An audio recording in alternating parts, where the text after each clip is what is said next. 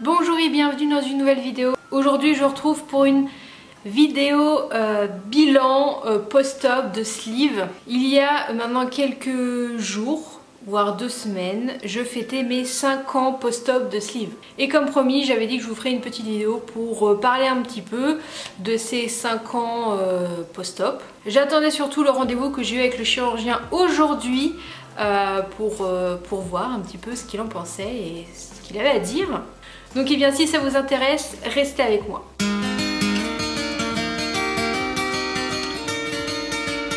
Alors j'ai pas du tout fait de listing ou de fil conducteur pour cette vidéo, donc j'espère que je vais pas partir dans tous les sens. Et j'espère que je vais pas trop me répéter avec la vidéo que j'avais fait l'année dernière, sinon j'en suis désolée. Pour refaire un petit peu un background du coup, il y a maintenant 5 ans, donc le 2 septembre 2015, je me suis fait opérer d'une sleeve alors que j'avais 22 ans. Je pesais à ce moment-là 110 kg pour 1m61. Pour vous refaire du coup le petit background, j'ai toujours été en surpoids depuis ma toute petite enfance, c'est-à-dire que ma mère m'avait emmené voir l'endocrino que je vois actuellement alors que j'avais genre 5-6 ans. Parce que j'étais déjà un petit peu bouboule, comme elle m'appelait. Après j'ai grandi, ça s'est un petit peu atténué. On va dire que ma maman a toujours eu le contrôle sur ce que je mangeais, c'est-à-dire qu'elle a toujours trouvé que j'étais un petit peu en surpoids, alors que quand je regarde les photos, pas forcément. Et du coup elle a beaucoup contrôlé ce que je mangeais, j'avais pas le droit de me resservir, j'avais pas le droit au goûter, il y avait que mon frère qui avait le droit de manger des goûters, moi j'avais pas le droit. Du coup j'ai commencé un peu à manger en cachette, elle comptait même les goûters, mais du coup je mangeais pas mal en cachette parce que j'avais pas le droit d'en manger un, donc j'en mangeais 3-4.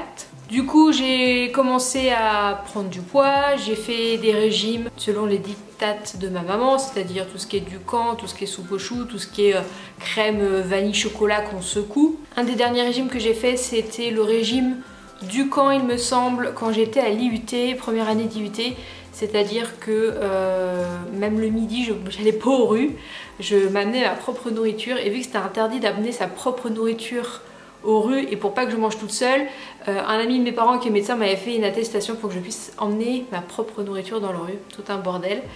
J'avais fait genre ce régime pendant 1 an, je crois, j'avais perdu 8 kilos. Mais j'étais tellement dégoûtée parce que j'ai mangé genre aucun fruit, parce qu'il me semble que dans les 2 premières sessions du régime on n'a pas le droit de manger de fruits et j'étais très frustrée. Et puis après j'ai arrêté du coup et puis j'ai repris tout ce que j'avais perdu et encore plus. Et je suis arrivée du coup à 110 kg à 20 ans, 21 ans, 22 ans. Là quand j'étais en Irlande du Nord, donc en 2013. Ouais c'est ça, à partir de 2013, je vous mettrai des photos un petit peu par là. Voilà, et j'étais arrivée à un certain poids. En plus j'ai un SOPK, du coup ça n'aide pas du tout à perdre du poids. Ce qui fait que malgré le traitement que je prenais, j'avais énormément d'acné. Je commençais à avoir des traces de crasse, enfin on pourrait appeler ça crasse, mais je sais plus comment on appelle ça, des traces au niveau du cou qui sont des signes de prédiabète. Donc voilà, à 22 ans, avoir des signes de prédiabète, c'est pas terrible. Comment j'ai connu l'opération, ma maman a une amie à elle qui s'est fait, enfin une collègue, qui s'est fait opérer en fait par un des chirurgiens, un des 2 chirurgiens qui opèrent à la clinique Jules Verne. Et du coup on en a parlé, je crois que c'était même avant que je parte en Irlande, parce qu'il me semble que j'ai pris le rendez-vous en Irlande. Ouais c'est ça, j'ai pris le rendez-vous en Irlande, en fait ça m'a fallu 1 an de réflexion quasiment. Et j'ai pris le rendez-vous, j'étais en Irlande et du coup j'ai eu rendez-vous l'été qui a suivi l'Irlande, donc une fois que je suis rentrée en France. Et donc là j'ai suivi un parcours d'1 an de rendez-vous médicaux. Vous allez voir ma playlist sur la sleeve parce que c'est quasiment, ce sont mes premières vidéos, j'ai parlé de mon parcours sleeve parce que j'ai commencé ma chaîne, ça faisait presque 1 an que j'étais opérée, donc ça faisait un passage. J'ai commencé ma chaîne en mars 2017, en mars 2016 et je me suis fait opérer en septembre 2015. Donc quand j'ai créé ma chaîne, j'étais aux États-Unis en stage et du coup j'ai plusieurs vidéos qui récapitulent un petit peu mon parcours. un petit peu comment ça se passait, donc je vous invite à aller voir. En tout cas, je me suis fait opérer par le docteur Potiron à la clinique Jules Verne à Nantes. Ils ont un super programme, un super suivi qui a été vachement plus développé depuis que je me suis fait opérer. J'ai appris ça parce que je connais quelqu'un qui s'est fait opérer par un autre chirurgien de la même clinique, et franchement ils ont des super programmes de suivi. Donc moi c'était pas du tout comme ça quand je me suis fait opérer, malgré qu'il y avait déjà un très bon suivi avec une panel de praticiens à aller voir et de bons suivis, c'est-à-dire qu'ils opéraient pas dans les 2 mois qui suivaient, il fallait au moins 6 mois de réflexion et de parcours entre le premier rendez-vous avec le chirurgien et l'opération. Moi ça a duré 1 an pour multiples raisons. Je vous invite à aller voir la vidéo dont je vous ai parlé à l'instant. Mais voilà, donc je me suis fait opérer le 2 septembre 2015. Au bout de 1 an post-op, j'ai été à 63 kg. Donc c'était le poids le plus bas, c'est le poids le plus bas que j'ai fait après la sleeve. Sauf qu'on sait très bien qu'en fait quand on perd en étant opéré, donc ça descend, ça descend, ça descend, et à un moment donné ça remonte et on stabilise. Et du coup à 1 an post-op j'étais à 63 kg, à 2 ans post-op j'étais à 70 kg. Et c'était la dernière fois que j'ai vu le chirurgien à 2 ans post-op, parce qu'après j'ai déménagé et vu qu'il consulte les jours de semaine, j'avais pas de jour de congé pour descendre. Et du coup en plus vu que je suis suivie par mon endocrino tous les 3 à 6 mois, elle m'a dit que c'était pas forcément nécessaire parce que j'ai quand même un super bon suivi avec elle par rapport au SOPK et aussi à la sleeve. Et du coup là quand même pour les 5 ans je m'étais dit il serait peut-être temps d'aller le voir. Et aujourd'hui à 5 ans post-op je suis toujours à 70 kg. Je pense que c'est peut-être mon poids de forme. J'aimerais bien retourner un petit peu vers le 6 vers le 6 pour retomber vers le 65, ce serait vraiment pas mal. Après je me sens très bien comme je suis. Évidemment la stabilisation de mon poids c'est un combat de tous les jours au niveau de l'alimentation et du sport. Au bout de 5 ans post-op je mange encore en petite quantité. Je pense que vous avez pu voir du coup la journée dans mon assiette que j'ai postée la semaine dernière. Je mange dans une assiette à dessert pas plus de 250 grammes, 300 grammes grand maximum, et ça dépend des aliments, c'est à dire qu'avec des pâtes et du pain je vais être calée beaucoup plus vite qu'avec des légumes par exemple. Je peux pas, quand je vais au restaurant je finis jamais mon assiette. Je peux pas manger entrée plat dessert, c'est impossible. Déjà plat dessert c'est très compliqué, donc généralement je prends juste le plat, je prends pas de dessert malheureusement, ou alors faudrait que je prenne entrée dessert, ça pourrait être sympa, ça m'est déjà arrivé. Du coup je mange un goûter et des fois il m'arrive de manger un dessert le soir, mais genre au moins 30 minutes après le repas, donc après le dîner. Voilà pour ce qui est de l'alimentation. Bien sûr je continue de faire des fast-food. Bien sûr, enfin, je me fais plaisir de ce côté-là.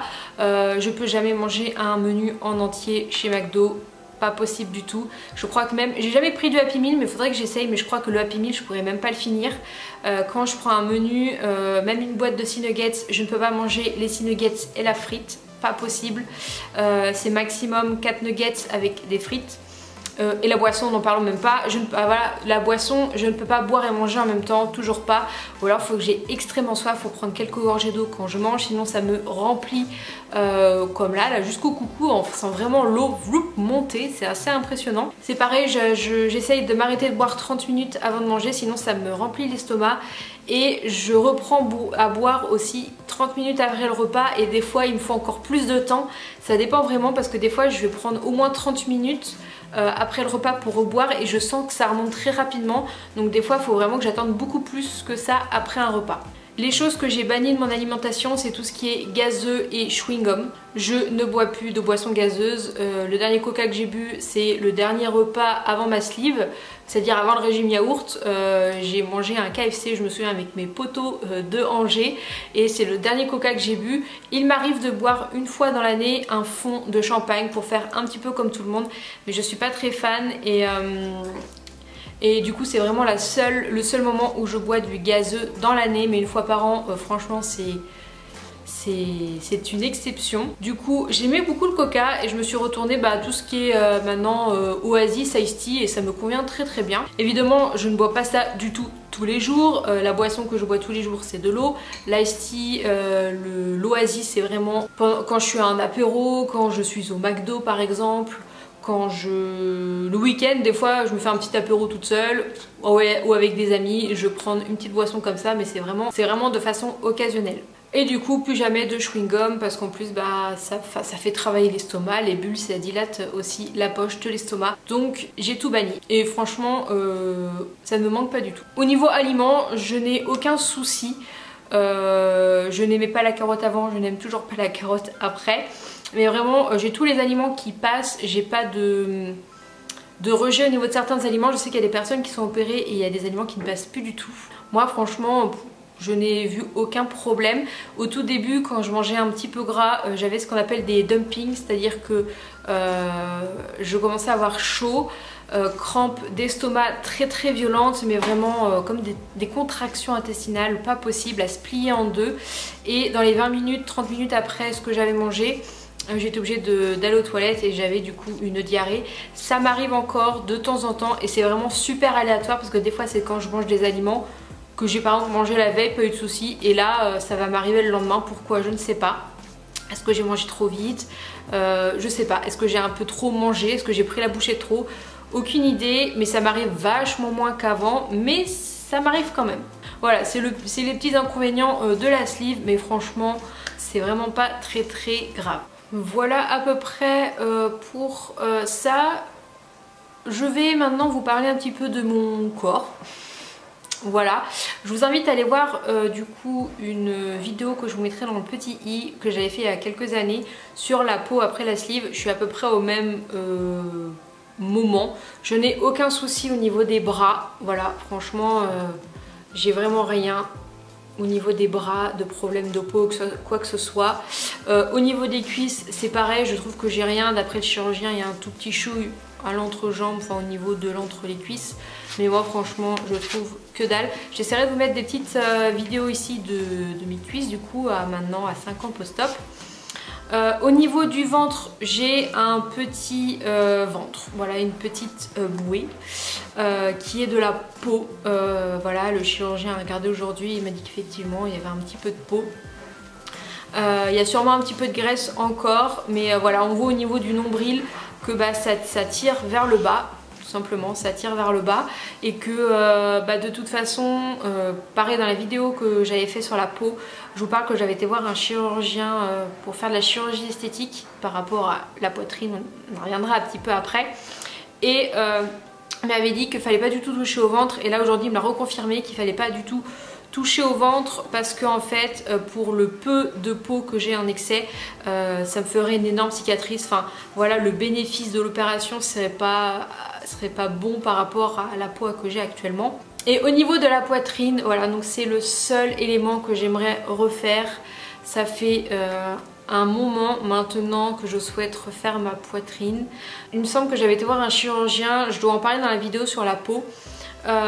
J'avais été voir un chirurgien donc à la clinique Jules Verne, sauf que pour ma poitrine, parce que du coup ma poitrine tombe énormément, voilà, elle tombe, et du coup j'aimerais la refaire parce que je trouve que ça va pas avec le reste de mon corps, la remettre entre autres à sa place, c'est-à-dire enlever la peau qui est en trop, mais malheureusement je ne suis pas prise en charge pour cette opération, car pour la prise en charge pour la poitrine, il faut enlever 300 grammes de chaque côté, et moi il m'a dit que s'il m'enlevait 300 grammes de chaque côté, il m'enlevait la poitrine totalement. Donc du coup pour cette opération c'est 4500 € à peu près je crois. Faudrait que je revérifie les papiers, et puis ça fait genre 4 ans, donc du coup faudrait que j'aille reconsulter pour voir ce qu'il en est au niveau des prix, tout ça. Le chirurgien m'a confirmé aujourd'hui qu'il faudrait que je fasse cette opération pour moi, parce que c'est vrai que c'est un peu un...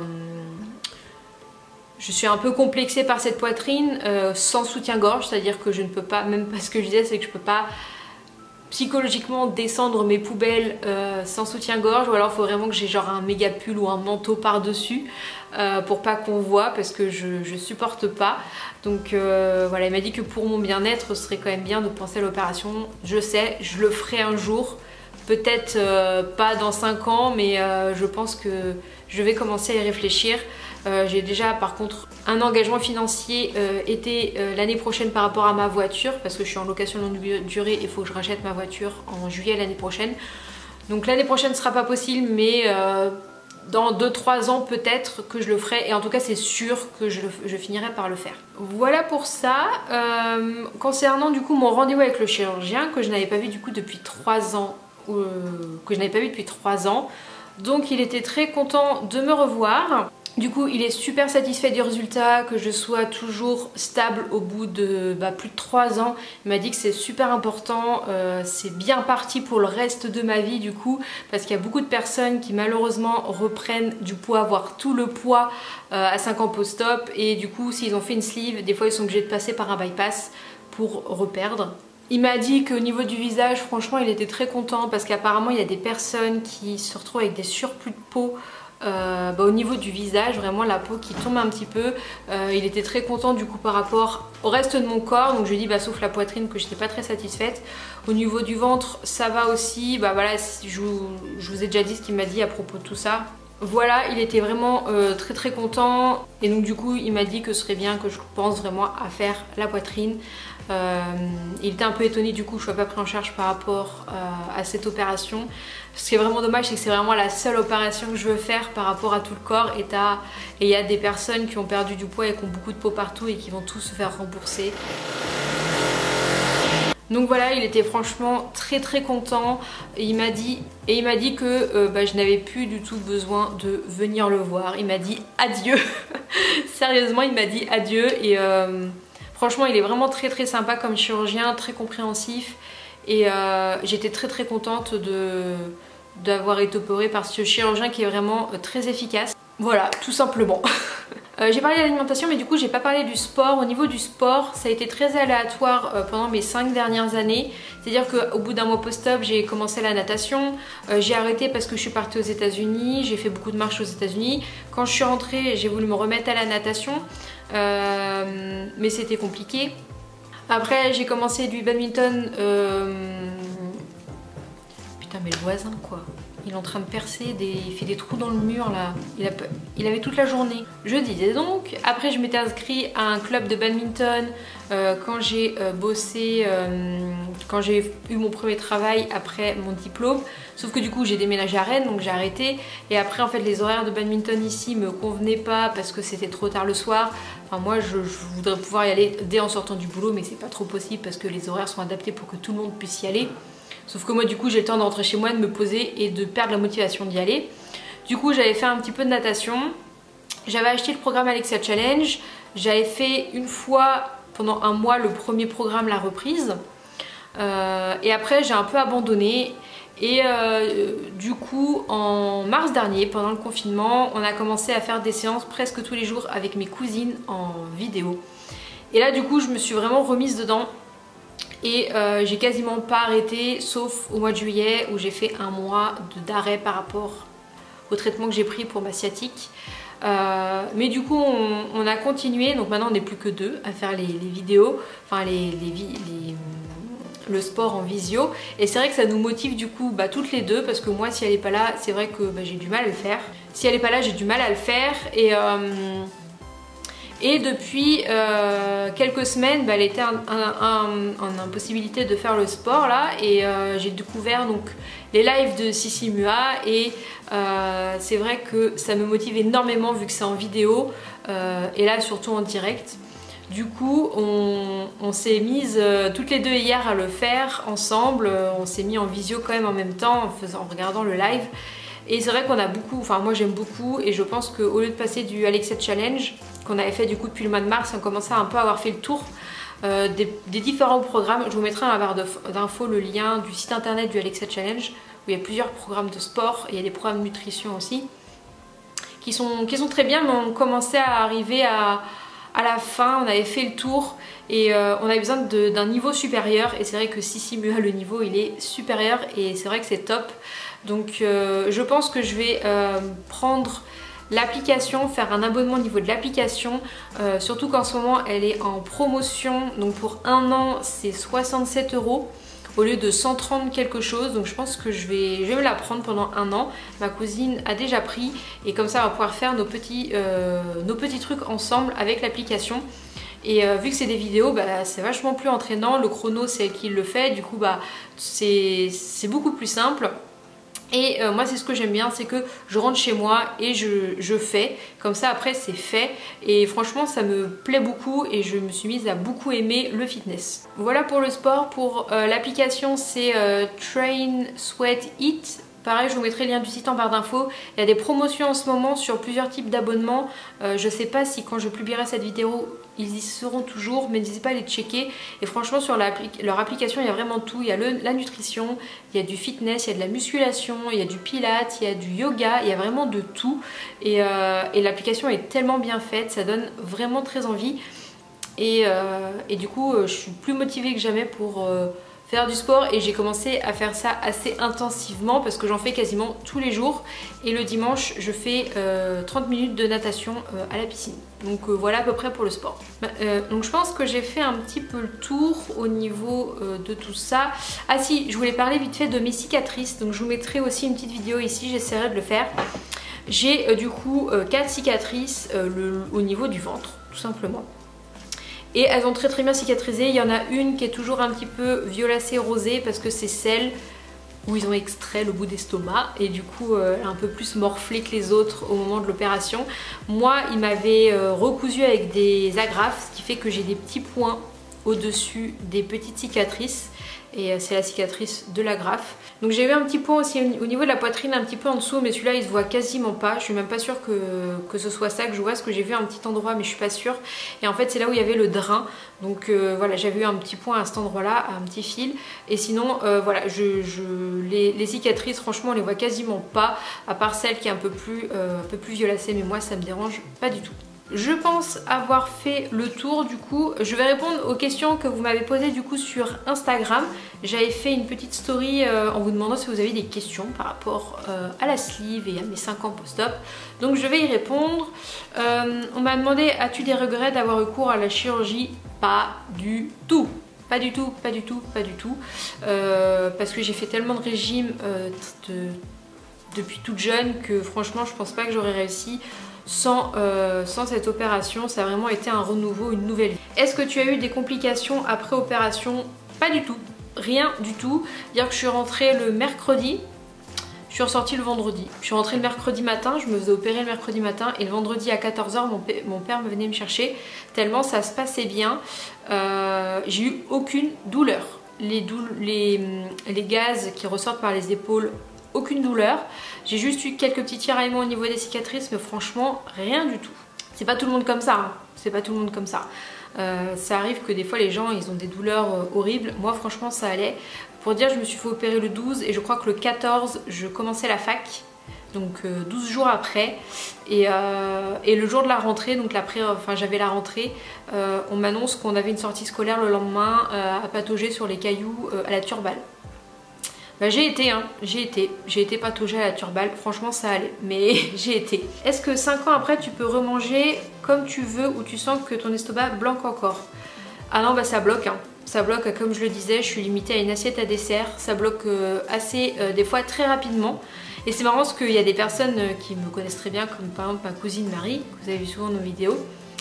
Elle me voit, on mange ensemble, elle sait à quel moment ça commence à bloquer. Des effets secondaires, et est-ce que effets secondaires c'est tout ce qui est lié du coup à la perte de poids, c'est-à-dire que j'ai des soucis de dos, j'ai des problèmes de dos, mais au niveau du reste franchement ça va.